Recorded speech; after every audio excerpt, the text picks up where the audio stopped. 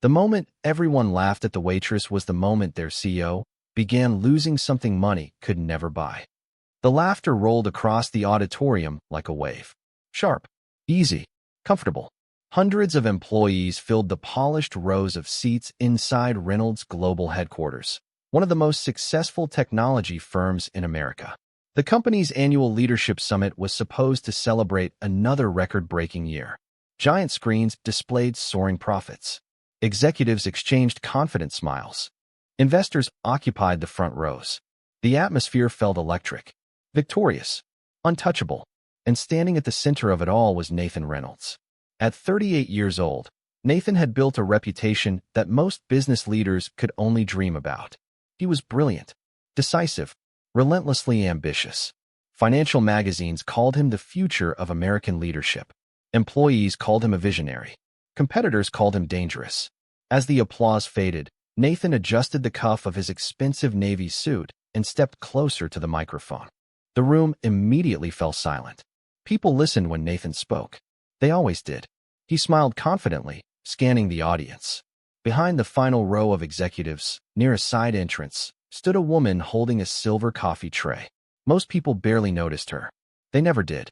Claire Bennett quietly served coffee during company events. She moved carefully through crowded hallways, remembered everyone's favorite drink, and somehow managed to remain invisible despite seeing more than most people inside the building.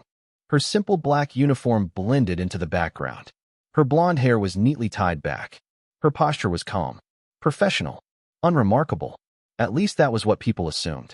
Nathan continued his presentation while several employees laughed at one of his jokes. Then his eyes briefly landed on Claire. She was standing still near the back wall, waiting for a signal to refill drinks. It should have been an ordinary moment. Instead, something happened that would later be remembered throughout the company for years. Nathan paused. A slight grin appeared on his face. "You know," he said casually into the microphone, "sometimes people think they understand business after overhearing one conversation in the cafeteria." A few employees chuckled. Nathan looked directly toward Claire. "I suppose next year we'll let the coffee staff approve our corporate strategy too." More laughter followed, louder this time. Some executives exchanged amused glances. Others joined in simply because everyone else did. The joke seemed harmless, small, forgettable, but Claire knew exactly who it was directed at. 2 days earlier, she had quietly mentioned a concern after overhearing discussion about an upcoming acquisition. She hadn't offered advice. She hadn't challenged authority. She had simply pointed out a number that seemed wrong. Nathan had dismissed her immediately. Now he was turning that moment into entertainment. The crowd laughed again. Claire didn't. She didn't lower her eyes. She didn't look embarrassed. She didn't rush away. She simply stood there holding the tray with both hands. Calm, silent, watching. And somehow, that silence felt heavier than the laughter itself. Several employees began noticing her expression. Not anger, not humiliation. Something else. Something harder to explain. Claire looked like someone who already knew how this story would end. Nathan continued speaking, confident he had won the room. The audience remained focused on him. The applause returned. The summit moved forward. Yet somewhere beneath the polished speeches and smiling faces, something subtle had shifted. Because respect is difficult to earn, easy to spend, and impossible to buy back once people begin questioning the character behind the title. By the time the summit ended, most people had already forgotten the joke. Or at least they thought they had. The executives gathered around private meeting rooms discussing projections and acquisitions. Investors headed toward waiting town cars. Employees returned to their departments carrying notebooks, laptops, and half-finished conversations. Life inside Reynolds Global moved fast. Too fast for reflection. Too fast for regret. Yet while the building returned to its normal rhythm, Claire Bennett continued her day exactly as she always did. She carried empty cups back to the cafeteria, wiped tables, restocked supplies, smiled politely when someone thanked her. The strange thing was that she never seemed bothered by being overlooked. She had spent years becoming invisible, not because she lacked confidence, not because she lacked ambition, but because life had taught her something many powerful people never learned. Being seen and being valued were not the same thing. At 11:30 that night, long after most executives had gone home, Claire stepped out of a side entrance carrying a worn canvas bag over her shoulder. The city air felt cool, Streetlights reflected across rain-soaked sidewalks. She walked 3 blocks to a modest apartment building tucked between a bookstore and a neighborhood grocery store. Nothing about her life suggested extraordinary success. Her car was 12 years old. Her apartment was small. Her furniture came from second-hand stores. Yet every corner of her home felt carefully maintained, purposeful, quietly elegant. A framed photograph sat beside the window. An older woman smiled back from the picture. Claire paused beside it as she always did. For a brief moment, the calm expression she wore throughout the day softened. The photograph reminded her why everything had changed, why she had left a different life behind, why she no longer cared about titles, status, or recognition. The next morning arrived with the familiar sounds of downtown traffic. By 7 o'clock, Claire was already inside Reynolds Global preparing coffee stations before employees arrived. Most people never considered who filled the cups waiting in conference rooms. Most never noticed who stayed late cleaning up after corporate celebrations. Claire noticed everything.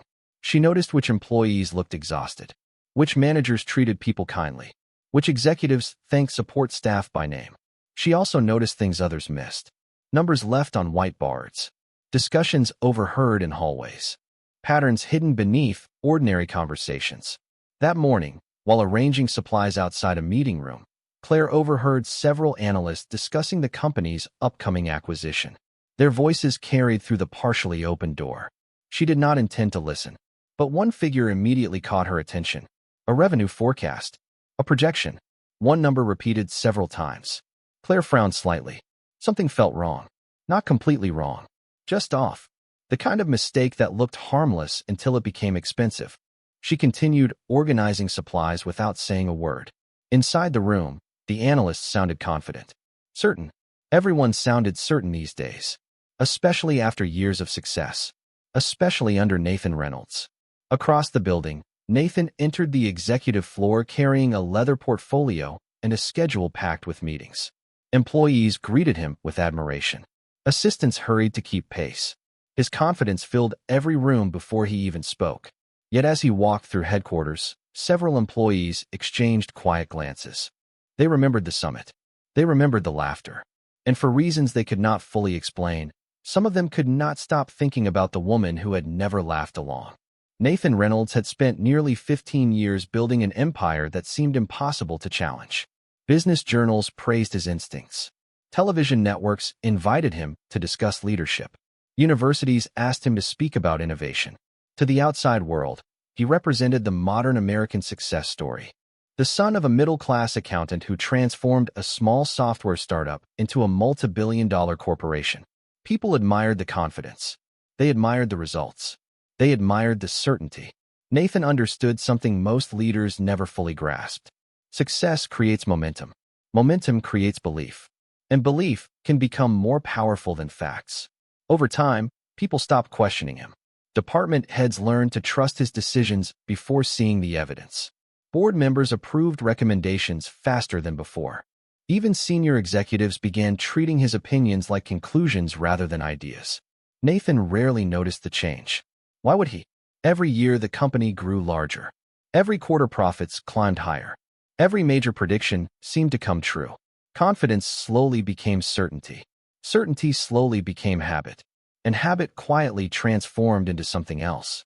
That Tuesday afternoon, Nathan sat at the head of a long glass conference table overlooking downtown Chicago. Sunlight reflected against the skyline outside. Around him sat some of the most respected executives in the industry. Financial analysts projected charts onto large screens. Lawyers reviewed documents. Acquisition specialists discussed timelines. At the center of every conversation stood a single deal. The largest acquisition Reynolds Global had attempted in years. If successful, it would expand the company into 3 new markets and potentially increase annual revenue by hundreds of millions of dollars. Nathan listened carefully while his team presented forecasts. Every slide looked impressive. Every projection appeared strong. Every executive seemed confident. Yet something felt different than usual. Small questions emerged during the meeting. Minor concerns. Tiny inconsistencies. Nothing significant enough to stop momentum. Nothing large enough to challenge the overall narrative. Still, Nathan noticed them. He simply chose not to focus on them. Because momentum was already moving forward. Because investors were excited. Because the board expected results. Because successful leaders make decisions. At least that was what he believed. As the meeting ended, Nathan gathered his papers and stepped into the executive hallway. Employees immediately moved aside to let him pass. Some greeted him with admiration. Others offered polite smiles. Nathan acknowledged them without slowing his pace. Then he noticed two junior analysts standing near a window. Their conversation stopped the moment they saw him approaching. One of them quickly looked away. The other nodded awkwardly before walking off. Nathan barely gave it a second thought. Yet the same thing happened again 15 minutes later. And then again before lunch. Small pauses. Strange silences. Conversations ending when he entered the room. Nothing obvious. Nothing disrespectful. Just different. By late afternoon, Nathan found himself thinking about it more than he expected. Not because he cared what employees thought. At least that was what he told himself. But because he was unusually skilled at recognizing changes in behavior. It was one of the reasons he had become successful in the first place. People revealed more through silence than words. Across the building, Claire Bennett quietly delivered coffee to a finance meeting. She placed the cups on the table, offered a polite smile, and turned to leave. Before the door closed behind her, she heard one sentence. Just one. An analyst pointing toward a revenue model. The same number she had noticed yesterday. The same projection that refused to make sense. Claire paused for half a second, then continued walking. Calm, silent, thoughtful. Somewhere inside Reynolds Global, a mistake was growing larger. And almost nobody could see it yet. Wednesday morning arrived beneath a blanket of gray clouds. The city looked quieter than usual from the upper floors of Reynolds Global. Rain tapped softly against the glass walls of the executive wing, while employees hurried through the lobby carrying umbrellas and steaming cups of coffee. Inside Conference Room 12, preparations were already underway for another acquisition strategy meeting. Analysts adjusted presentations. Legal teams organized documents. Financial projections filled the large screens mounted along the walls. Everything appeared polished, organized, certain. Claire Bennett entered the room shortly before the meeting began, carrying a tray of fresh coffee. The executives barely noticed her. Most were focused on the numbers displayed across the screens. As she moved carefully around the table, refilling cups, her eyes briefly landed on a familiar chart. There it was again. The same projection, the same revenue assumption, the same number that had bothered her for 2 straight days. Claire slowed slightly. Not enough for anyone to notice. Just long enough to read the figure one more time. A small tightening appeared in her expression. The projection was not impossible. That was what made it dangerous. It looked reasonable at first glance. Impressive, even. But something underneath it did not align with the market data she remembered seeing mentioned during previous meetings. A single assumption had been carried through multiple forecasts. If that assumption was wrong, everything built on top of it became questionable. Claire continued pouring coffee. She told herself to keep walking, to mind her own business, to do what she had done for years. Yet something inside her resisted. Not because she wanted recognition, not because she wanted credit, because she understood what happened when people became too confident to double-check themselves. The meeting had not officially started yet. Several executives chatted casually while waiting for Nathan Reynolds to arrive. Claire placed the final cup on the table and turned toward the exit. Then she stopped, just for a moment. "Excuse me," she said softly. The room barely reacted. One analyst glanced up. "Yes." Claire hesitated. Her voice remained calm, respectful. "I am sorry if I am mistaken, but I think there may be an issue with the projected revenue growth assumption on slide 14. Silence followed. Not hostile silence, just confusion. The analyst blinked. "What do you mean?" Claire pointed carefully toward the screen. "The projected customer conversion rate appears to be based on last year's market conditions. The market adjusted significantly after the regulatory changes in March." Several people exchanged looks. One analyst frowned and studied the chart. Another checked a spreadsheet. For a brief moment, uncertainty entered the room. Then the conference room door opened. Nathan Reynolds walked in. The atmosphere shifted immediately. Conversation stopped. Attention redirected. Nathan took his seat at the head of the table and noticed the unusual silence. His eyes moved across the room before landing on Claire. "Is there a problem?" he asked. One analyst gave an awkward smile. "Nothing serious. Claire was just commenting on one of the forecasts." Nathan looked at Claire. then at the screen, then back at Claire again. His expression hardened almost imperceptibly. The room waited. Commenting, he repeated. Claire immediately lowered her hand. It was probably nothing. Nathan leaned back in his chair. The corners of his mouth tightened into a faint smile. Not a warm smile. Not a friendly one. The kind of smile people used when they had already decided someone was out of place. I appreciate the enthusiasm, he said. But I think we will leave corporate forecasting to the finance department. A few nervous laughs appeared around the table. Claire nodded once. Of course. She picked up her empty tray and quietly left the room. The door closed behind her. The meeting continued. The forecasts remained unchanged. And somewhere beneath the polished confidence filling that conference room, a very expensive mistake continued growing larger. The meeting ended with confidence. Charts were approved. Timelines were finalized. Executives left the conference room carrying folders and optimistic forecasts. From the outside, everything appeared perfectly under control. Yet confidence has a strange habit of becoming louder when uncertainty begins whispering beneath the surface. Nathan Reynolds spent the rest of the afternoon moving from one meeting to another. Investors called. Board members requested updates.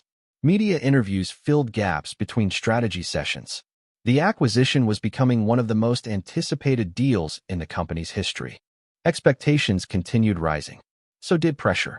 By 5 o'clock, the executive floor was preparing for a leadership reception scheduled that evening. Senior managers, department heads, and key stakeholders gathered inside a large event space overlooking the city skyline. Crystal lights reflected across polished floors. Servers moved through the crowd carrying trays of drinks and appetizers. Soft music filled the background. The atmosphere felt sophisticated, successful, exactly the kind of event Reynolds Global had become known for. Claire Bennett was working the reception with several members of the hospitality staff. She moved quietly between groups of executives, collecting empty glasses and offering polite smiles. Most people barely noticed her. A few thanked her. Some did not even make eye contact. None of that bothered Claire. She had learned long ago that dignity did not depend on recognition. Across the room, Nathan stood surrounded by senior leaders discussing the acquisition. The conversation flowed easily. Everyone seemed excited. Everyone seemed certain. Then one vice president mentioned the forecast discussion from earlier that day. I still think we should double-check the regulatory adjustment assumptions, he said carefully. Only as a precaution. The suggestion was reasonable, professional. Yet Nathan immediately recognized where the concern had originated. A faint smile crossed his face. Several executives waited for his response. Nathan raised his glass slightly. Let me guess, he said. This is about our newest financial analyst. A few people looked confused. Others already understood. Nathan continued. Apparently, we have hidden talent working in hospitality now. Laughter spread through the group. Not loud at first. Just enough. Nathan shook his head with amused confidence. Maybe next quarter we can have the cafeteria team review all acquisition models before the board does. The laughter grew stronger. Several executives joined in. Others smiled politely because everyone else was smiling. Nathan noticed Claire passing nearby with a tray. He glanced directly toward her. Actually, he said, loud enough for several surrounding groups to hear. I should probably ask Claire to approve the final numbers. She seems to know more than the people we hired. More laughter followed. This time it echoed through multiple conversations. Heads turned. People looked toward Claire. The room suddenly felt smaller, quieter. Hundreds of eyes seemed focused on one woman carrying a silver tray. Nathan expected embarrassment, maybe discomfort, perhaps an apology. Instead, Claire simply stopped walking. She looked at him for a brief moment. Her expression remained calm. Not angry, not defensive, just calm. Then she gave a small, respectful nod. I am sure your team has everything under control, Mr. Reynolds, she said softly. Her voice carried no sarcasm, no bitterness, nothing except professionalism. The room fell strangely quiet. Something about her response felt different than people expected. Nathan smiled and turned back toward his executives. The conversation resumed. The laughter slowly returned. Yet not everyone laughed this time. A few managers exchanged uncertain glances. One board member looked away entirely. Another executive stared into his drink without smiling. Because the joke had changed. It no longer felt like confidence. It felt personal.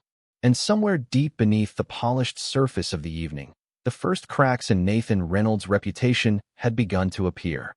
The reception ended shortly after 9 o'clock, but the uncomfortable feeling it left behind remained. Employees headed home. Elevators emptied. Office lights gradually disappeared floor by floor. Yet several conversations continued long after the event was over. Not about the acquisition. Not about quarterly projections. About Claire Bennett. More specifically, about the way she had responded. Or rather, the way she had not responded. Most people expected embarrassment when someone was publicly singled out. Some expected anger. Others expected resentment. Claire had shown none of those things. She simply continued doing her job. That calmness lingered in people's minds. By Thursday morning, small discussions were quietly spreading through the company. Nothing dramatic. Nothing open. Just brief comments exchanged near coffee stations and conference rooms. "Did you notice how she handled that?" one manager asked another. "I would not have stayed that composed." A director nodded thoughtfully. "Neither would I." Across the building, Claire arrived for work as usual. She greeted security guards by name, organized supplies, refilled coffee stations. Her routine never changed. If she was bothered by what happened, nobody could tell. She smiled when appropriate, worked efficiently, spoke politely. Yet people were beginning to notice something they had overlooked for years. Claire seemed unusually observant. She remembered details others forgot. She anticipated problems before they happened. She understood conversations that appeared far outside the scope of her position. Small moments that once seemed insignificant suddenly attracted attention. Meanwhile, Nathan Reynolds focused entirely on the acquisition. Another major review meeting was scheduled for Friday. Investors expected final approval. The board wanted reassurance. Time was becoming increasingly valuable. During a morning briefing, Nathan listened as analysts presented updated forecasts. Most numbers remained unchanged. Most assumptions stayed intact. Then a senior analyst named Daniel Mercer raised a hand. Daniel was respected throughout the company. Careful, methodical, not the type to create unnecessary concerns. "I spent part of last night reviewing the conversion model," he said. The room became attentive. Daniel rarely spoke without preparation. "I think there may be an issue with one of the growth assumptions." Nathan's expression remained neutral. "How significant?" Daniel hesitated. "I am not sure yet." He pulled up a spreadsheet. "But if the underlying regulatory adjustment is inaccurate, the projected revenue could be overstated." Silence settled across the room. Several executives exchanged quick looks. Nathan felt irritation rising. Not because of the concern itself. Because the concern sounded familiar. Too familiar. Daniel continued reviewing the figures. One assumption led to another. One projection affected several others. Nothing conclusive emerged. Not yet. But uncertainty had entered the room. And uncertainty spreads quickly inside organizations built on confidence. "Run another review," Nathan said. "I want confirmation before we waste time chasing hypothetical problems." Daniel nodded. Already started. The meeting moved forward. Yet something had changed. For the first time, people were looking more closely at the numbers. Across the hallway, Claire pushed a supply cart toward another conference room.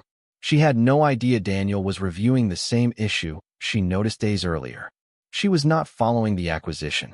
She was not trying to prove anything. In fact, she hoped she was wrong. Truly wrong. Because if she was right, the problem would not affect just executives. It would affect employees, departments, careers, hundreds of people whose futures depended on decisions made inside those glass conference rooms. Late that afternoon, Daniel received updated market data from an external consulting firm. He opened the report expecting confirmation. Instead, his eyes narrowed, then widened. He checked the numbers again, then a third time. The office around him seemed to fade into the background.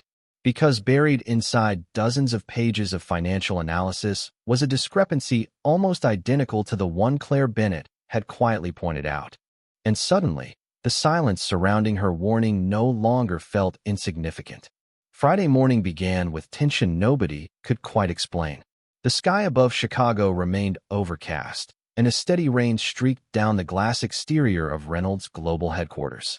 Inside the building, conversations felt shorter. Smiles appeared less often. Something was shifting. Employees sensed it before they understood it.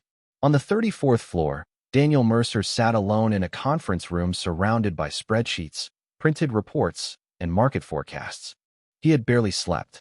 For nearly 12 hours, he had reviewed every assumption connected to the acquisition model, every formula, every projection, every source. He wanted to find an error in his own analysis. He wanted proof that the concern was overblown. Instead, the deeper he looked, the worse the situation appeared. Shortly after 8 o'clock, Daniel requested an emergency meeting with senior leadership. The request alone attracted attention. Daniel was not known for dramatic actions. By 9 o'clock, executives filled the conference room. Nathan Reynolds entered last. Calm, focused, confident. He expected clarification. Nothing more. Daniel connected his laptop to the main display. The first slide appeared. Nobody spoke. The second slide appeared. Silence deepened. By the fourth slide, several executives were no longer taking notes. They were staring at the screen. Daniel walked them through the findings carefully. The regulatory adjustment had been misapplied. The customer conversion forecast depended on assumptions that no longer reflected current market conditions. Revenue expectations were inflated. Risk exposure was significantly higher than projected. One mistake had quietly spread through multiple models. Not because anyone acted irresponsibly, because everyone trusted the original assumption. The room remained silent after Daniel finished speaking. Nathan studied the screen. His expression revealed nothing. Yet inside, something felt unfamiliar. The uncomfortable sensation of certainty beginning to crack. How serious? He finally asked. Daniel took a breath. If we move forward without correcting the model, investor expectations could be significantly misaligned with actual performance projections. No one needed further explanation. Everyone in the room understood what that meant. Across the table, one executive slowly removed his glasses. Another leaned back and stared toward the ceiling. The numbers were not catastrophic. The company would survive. But the acquisition no longer looked like the overwhelming success everyone had promised. It now required reevaluation, additional review, potential delays. By late morning, news began spreading through leadership circles. The acquisition timeline was being reassessed. Forecasts were under review. External consultants were being contacted. Questions multiplied. Answers became scarce. Nathan spent the next several hours moving between meetings. Every discussion felt heavier than the last. Every conversation eventually returned to the same question. How had this happened? Shortly after noon, Nathan walked through the executive corridor toward another strategy session. As he passed a group of managers, he overheard part of a conversation. She mentioned that exact issue earlier this week. The managers immediately fell silent when they noticed him. Nathan stopped walking. Who mentioned it? He asked. The managers exchanged nervous glances. Finally, one answered. Claire Bennett.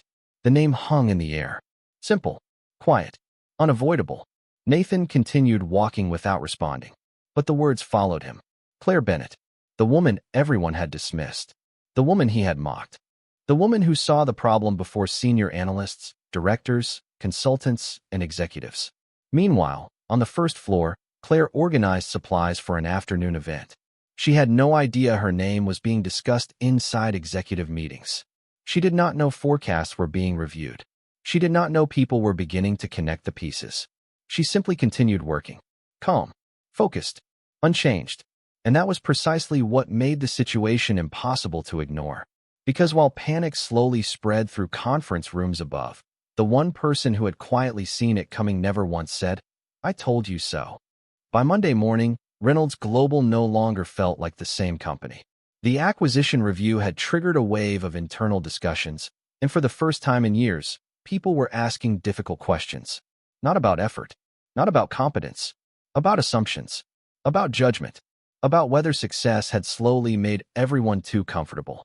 Rain clouds had finally cleared, leaving bright sunlight pouring through the glass walls of the headquarters. Yet the atmosphere inside remained unusually tense. Executives moved quickly between meetings. Analysts reviewed models for the third and fourth time. Email chains multiplied by the hour. Every department seemed to be searching for answers. Shortly after 10 o'clock, the board's Audit and Oversight Committee scheduled a private review session. It was supposed to focus on the acquisition. Instead, the conversation took an unexpected turn. One of the committee members, Robert Whitaker, sat quietly at the far end of the table reviewing a summary of the events that had unfolded during the previous week. Robert was 70 years old, a former investment banker, respected, thoughtful. He rarely spoke unless he had something important to say. While reviewing the timeline, he noticed a name mentioned several times in meeting notes. Claire Bennett. The same name appeared in reports from Daniel Mercer. The same name appeared in comments from department managers. Robert frowned. Something about the name felt familiar. Very familiar. He opened a company directory photo attached to an internal report. The moment he saw her face, he froze. For several seconds, he simply stared at the screen. The room continued talking around him, but he barely heard any of it. Finally, he removed his glasses and looked closer. "That cannot be right," he whispered. The executive sitting beside him glanced over. "Something wrong?" Robert did not answer immediately. His eyes never left the photograph. Because he recognized Claire Bennett. Not as a waitress. Not as support staff. From somewhere else. Somewhere important. 20 years in finance had introduced Robert to some of the brightest analytical minds in the country. And years earlier, one young strategist had stood out among all of them. Brilliant. Precise. Exceptionally gifted at identifying patterns hidden inside complex markets. Robert still remembered her presentation at a financial leadership conference nearly a decade ago. A rising star who had predicted market shifts months before major firms recognized them. Her name had been Claire Bennett. The same Claire Bennett. The room slowly grew quiet as Robert stood from his chair. "Who exactly is this employee?" he asked. Several executives exchanged confused looks. One answered, "She works in hospitality services." Robert stared at him, then shook his head. "No." The single word landed heavily. "That is not who she is." Confusion spread across the room. Robert opened several archived files on his tablet. Articles appeared. Conference photographs. Industry profiles. Recognition awards. There she was, younger, standing beside executives, economists, and investment leaders. The evidence was undeniable. Silence filled the room. One executive leaned forward. "You are telling us the waitress used to work in corporate strategy?" Robert looked up slowly. "I am telling you she was considered one of the most promising strategic analysts in the country." Nobody spoke. For several long moments, the room sat frozen beneath the weight of the revelation. Downstairs, unaware of any of this, Claire organized supplies for an employee luncheon. She greeted coworkers with her usual kindness, smiled politely, continued her routine. Meanwhile, 30 floors above her, a question began spreading through the leadership team. If Claire Bennett truly was who Robert Whitaker believed she was, then another question suddenly became impossible to ignore. Why was someone with that level of talent serving coffee inside a company that desperately needed exactly the skills she possessed? The discovery spread through Reynolds Global faster than any official announcement could have. Not because executives leaked confidential information, because curiosity has a way of finding its own path. By Tuesday morning, whispers moved through hallways, elevators, and break rooms. People who had never spoken to Claire Bennett suddenly wanted to know who she really was. The answer surprised everyone. Robert Whitaker spent most of the morning reviewing archived records. The deeper he searched, the more remarkable the story became. Years earlier, Claire had built a reputation as one of the most promising strategic analysts in the financial sector. She graduated near the top of her class, published research that attracted national attention, advised firms whose executives were twice her age. Her predictions had been featured in business journals. Her market analysis had influenced major investment decisions. For a brief period, her future seemed limitless. Then, almost overnight, she disappeared. No public controversy, no scandal, no professional failure. She simply vanished from the industry. One article after another stopped mentioning her name. Conference appearances ended. Interviews disappeared. The professional world moved on. Yet the records revealed something else. During the exact period her career had been accelerating, her mother had been diagnosed with a serious degenerative illness. Medical appointments became frequent. Care requirements increased. Long-term treatment costs mounted. Most ambitious professionals would have searched for balance. Claire chose something different. She walked away. Not temporarily. Completely. She left consulting. Declined promotions. Turned down opportunities people spent entire careers pursuing. Friends called her decision irrational. Colleagues called it a waste of talent. Recruiters continued contacting her for years. She declined every offer. Instead, she moved into a smaller apartment, simplified her life, took flexible jobs that allowed her to care for her mother full-time. The more Robert learned, the quieter he became. Because none of the articles mentioned sacrifice directly. None described heroism. They simply documented facts. Yet the story hidden between those facts carried extraordinary weight. Around noon, Nathan Reynolds received a file prepared by the board's review team. He opened it expecting a brief summary. Instead, he found page after page detailing Claire's professional history. Academic awards, industry recognition, strategic forecasts, published research. Nathan sat alone in his office, staring at the screen. At first, disbelief dominated his thoughts. Then came something far less comfortable. Memory. He remembered the conference room, the dismissive comments, the laughter, the reception. Every public joke suddenly sounded different inside his head. Much different. Nathan continued reading. One particular article caught his attention. A profile written nearly 8 years earlier. The headline described Claire as a future leader capable of transforming corporate strategy through analytical innovation. Nathan leaned back slowly. Outside his office window, Chicago traffic moved beneath the afternoon sun. Inside, the room felt strangely silent. For the first time, he found himself asking a question he had never considered before. How many assumptions had he made about people simply because of where he found them? Downstairs, Claire sat alone during her lunch break reading a library book she had borrowed the previous weekend. The cafeteria buzzed with conversation around her. Employees came and went. Some glanced toward her with curiosity. Others seemed unsure whether to approach. Claire barely noticed. She turned a page and continued reading. Calm as always. Unchanged by attention. Unaffected by gossip. The irony was impossible to miss. While executives spent hours uncovering the remarkable story she had never told anyone, Claire herself seemed entirely uninterested in explaining it. And somehow, that quiet dignity made the truth even more powerful. Wednesday morning brought another surprise. Not the kind that arrived with headlines or dramatic announcements. The kind hidden inside old records that nobody thought to revisit. The board had authorized a deeper review of the acquisition process, hoping to understand how a flawed assumption had survived multiple layers of analysis. Teams searched archived reports, historical forecasts, and strategic planning documents dating back several years. What began as routine verification soon uncovered something unexpected. During a review session, Daniel Mercer was comparing older growth models to the company's current expansion strategy when he noticed a familiar framework. The structure looked elegant, efficient, unusually forward-thinking. He had seen it before somewhere. Curious, he traced the document history through older archives. One file led to another, then another. Finally, he reached a strategic planning document created nearly 8 years earlier, long before Reynolds Global became the giant it was today. At the bottom of the file sat a single name, Claire Bennett. Daniel stared at the screen. He opened additional documents. The same name appeared again. Market expansion models, customer retention frameworks, risk assessment methodologies. The deeper he searched, the more often her name surfaced. By noon, Daniel brought the findings to Robert Whitaker. Together, they reviewed hundreds of pages of archived material. Neither man spoke much. They did not need to. The evidence was sitting directly in front of them. Years earlier, before Claire left the industry, she had worked with a consulting group hired by Reynolds Global during a critical growth phase.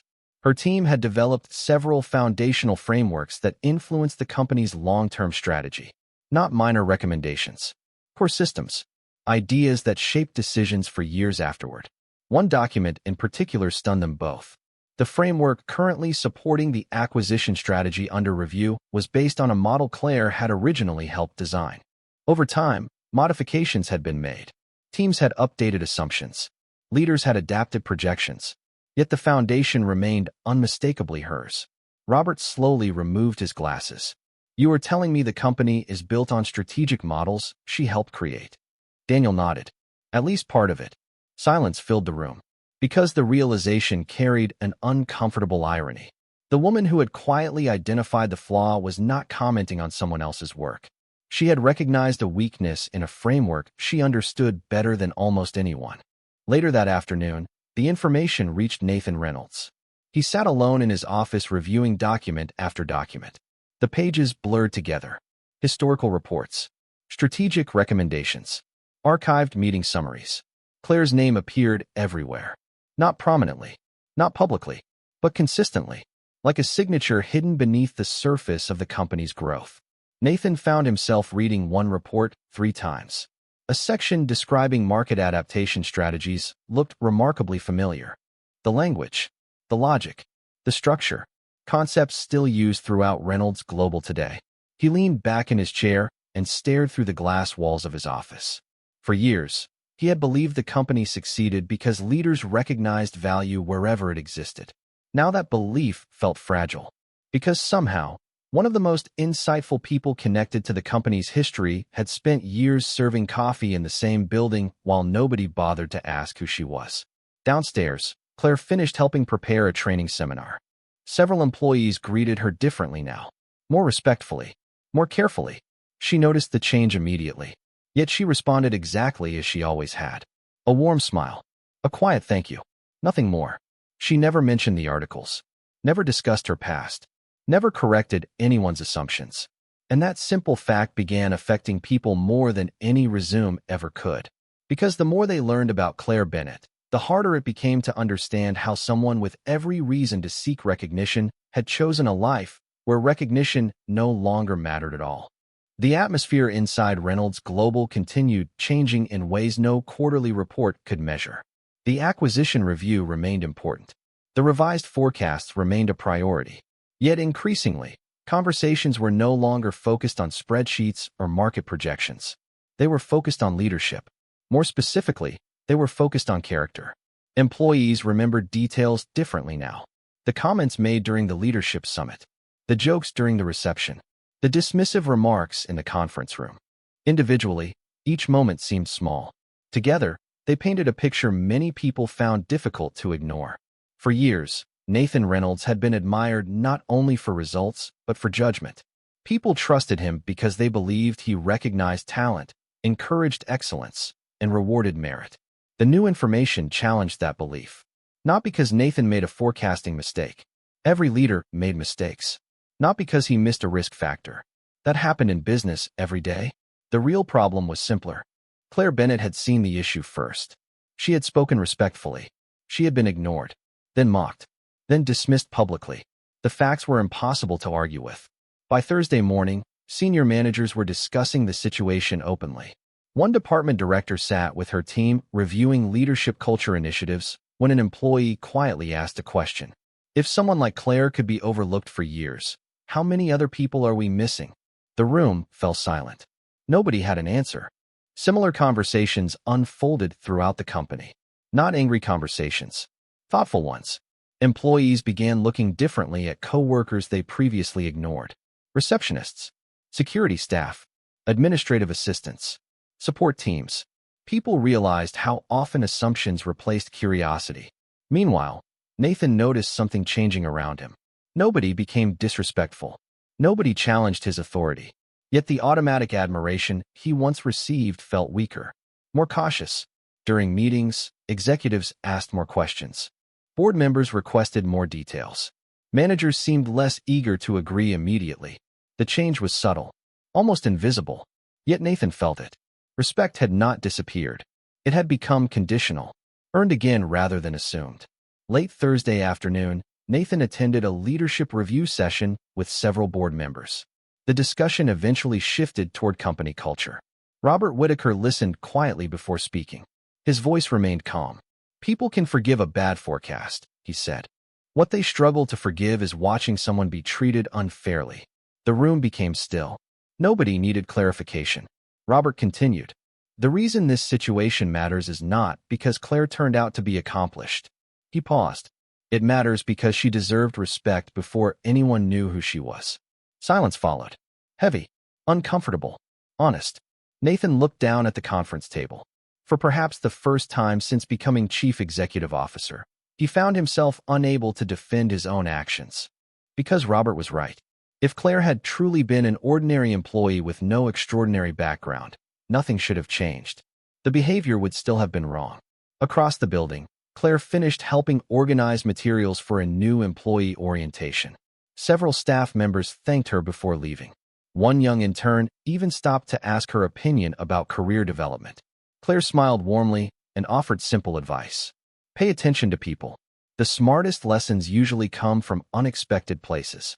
The intern thanked her and walked away, unaware that her words perfectly captured the lesson the entire company was learning. That evening, as employees left the building, many found themselves reflecting on the same realization. Nathan Reynolds still possessed power, still possessed success, still possessed authority, but something far more difficult to recover had begun slipping away. The unquestioned trust that once followed him into every room. And the more people learned about Claire Bennett, the clearer that loss became. Friday evening arrived quietly. The week that had changed Reynolds Global seemed to be winding down at last. Most employees had already left the building. Office lights disappeared floor by floor. The steady hum of conversations faded into silence. Outside, the city glowed beneath the golden light of sunset. Inside the headquarters, only a handful of people remained. Nathan Reynolds stood alone in his office, staring through the floor-to-ceiling windows. For nearly an hour, he had reviewed reports without absorbing a single word. The acquisition problems could be fixed. Forecasts could be corrected. Strategies could be adjusted. Those were business problems. Business problems always had solutions. What troubled him was something else, something harder to quantify. Every conversation from the past 2 weeks replayed in his mind. The conference room, the reception, the laughter, Claire's calm response, the uncomfortable realization that followed. Nathan had built his career believing he understood people. Yet somehow he had completely misunderstood one of the most remarkable individuals in his own building. Shortly after 6 o'clock, he made a decision. He left his office, stepped into the elevator, and rode down to the first floor. The building felt unusually still. His footsteps echoed softly across the polished lobby. Near the employee cafeteria, he finally saw Claire Bennett. She was organizing supplies for the following Monday. Nothing dramatic, nothing important, just another ordinary task at the end of an ordinary day. Claire looked up as Nathan approached. For a moment, neither spoke. Nathan suddenly felt something unfamiliar. Nervousness. Not the nervousness of presentations or negotiations. The nervousness that comes when there is no title to hide behind, no authority to rely on, no way to undo what has already happened. Claire offered a polite smile. "Good evening, Mr. Reynolds." Nathan stopped a few feet away. The silence stretched longer than he expected. Finally he spoke. "I owe you an apology."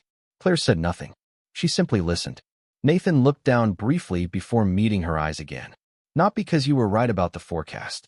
His voice remained quiet, honest, and not because of everything I learned afterward. He took a slow breath. "I owe you an apology because I treated you unfairly before I knew any of those things." The cafeteria seemed impossibly quiet. Nathan continued. "I assumed I understood who you were. I assumed your position defined your value. And I was wrong." Claire studied him carefully. Not with anger, not with satisfaction, just quiet attention. Nathan shook his head slightly. "The truth is, it should not have mattered whether you were a renowned strategist or someone who had never opened a financial report in your life. You deserved respect either way." For the first time since approaching her, Claire's expression softened. The silence between them no longer felt uncomfortable. It felt thoughtful, human. After several moments, she finally spoke. "Thank you." Nathan blinked. He had expected more. Questions perhaps. Frustration. Maybe even rejection. Instead, there was only gratitude. Simple and sincere. Claire gently placed a box of supplies onto a nearby shelf. "People make mistakes," she said. "The important part is whether they learn from them." Nathan looked at her for a long moment. The woman standing in front of him had every reason to embarrass him, every reason to remind him of his failures. Yet she chose grace instead, and somehow that made the lesson even harder to ignore. Outside the windows, the last light of day slowly faded across the city skyline. Inside the quiet cafeteria, the chief executive officer and the waitress stood speaking not as titles, not as positions, just as two people. And for the first time since this story began, Nathan Reynolds felt something he had not experienced in a very long time. Humility. The following Monday felt different. Not because the building had changed. The same glass walls reflected the morning sun. The same elevators carried employees to their offices. The same conversations echoed through hallways and conference rooms. Yet something invisible had shifted inside Reynolds Global. People were paying closer attention. Not to titles, not to status, to one another. A week later, The revised acquisition strategy was approved with stronger safeguards and more realistic projections. Investors responded positively. The company moved forward. Business recovered. But the most important change had nothing to do with financial performance. It had to do with culture. During a company-wide meeting, Nathan Reynolds stood before employees once again. The same auditorium, the same stage, the same rows of seats. Yet this time there was no confidence-driven humor, no clever remarks, no performance, only honesty. Nathan spoke about leadership, about assumptions, about the danger of believing success makes someone infallible. He never mentioned every detail of what happened. He did not need to.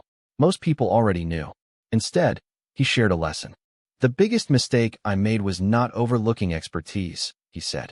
The biggest mistake I made was overlooking a person. The room remained silent, thoughtful, listening. Across the back of the auditorium stood Claire Bennett, helping coordinate refreshments for the event, just as she always had. Nathan glanced toward her briefly before continuing. Talent matters. Experience matters. But respect should never depend on either one. When the meeting ended, employees rose to leave. Yet many paused to speak with co-workers they might have ignored in the past. Security officers, receptionists, maintenance staff, administrative assistants. Small conversations began happening throughout the building. Genuine conversations. The kind that reminded people every organization is built by human beings, not job titles. Several days later, the board formally offered Claire a senior strategic advisory position. The salary was generous. The influence was significant. Most people assumed she would accept immediately. Claire surprised everyone. She declined. Respectfully, graciously. She explained that her life was finally where she wanted it to be. Her mother had passed away peacefully 2 years earlier. The years she spent caring for her remained the decision she was proudest of. She still enjoyed studying markets, still enjoyed learning, still enjoyed helping people when she could. But she no longer measured success the way she once had. Nathan understood. More importantly, he respected the decision. Before leaving his office one evening, he passed through the cafeteria and saw Claire reading near the window during her break. For a moment, neither spoke. Then Nathan smiled. Not as a chief executive officer, not as a leader addressing an employee, simply as one person acknowledging another. Claire smiled back. Quiet, warm, uncomplicated. Outside, the city lights flickered to life beneath the evening sky. Inside, life continued as it always would. People working, learning, growing, making mistakes, trying again. And perhaps that was the lesson hidden beneath everything that had happened. The world is full of people who appear ordinary at first glance. People whose stories remain invisible. People carrying wisdom, sacrifice, strength, and dignity that no resume can fully capture. Sometimes the most remarkable person in the room is the one nobody thinks to notice.